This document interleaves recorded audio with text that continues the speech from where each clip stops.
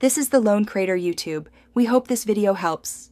In this video, I will show how to replace the water pump on a 2015 Toyota Highlander.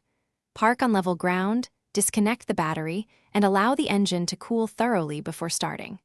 We'll remove the serpentine belt, drain coolant into a clean container, and unbolt the pump while keeping track of fasteners.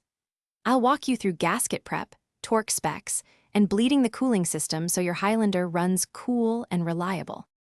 Start by loosening the radiator cap, then open the drain petcock and catch coolant in a pan. Remove the engine cover, accessory drive components, and the serpentine belt from the tensioner. Label hoses and disconnect heater hoses to avoid mixing lines.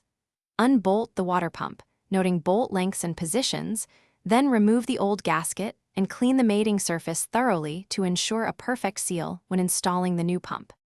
If you're finding this guide helpful, please subscribe and like so you don't miss future repair videos. Quick recommendation: The Simple Path to Wealth is a clear, practical book that reshapes money habits.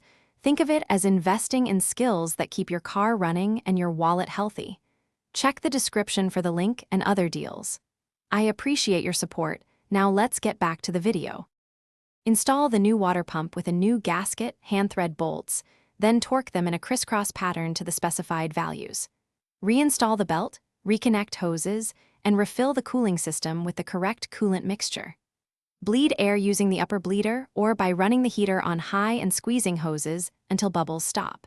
Check for leaks, verify coolant level after the engine cools, and reconfirm bolt torque after a short test drive.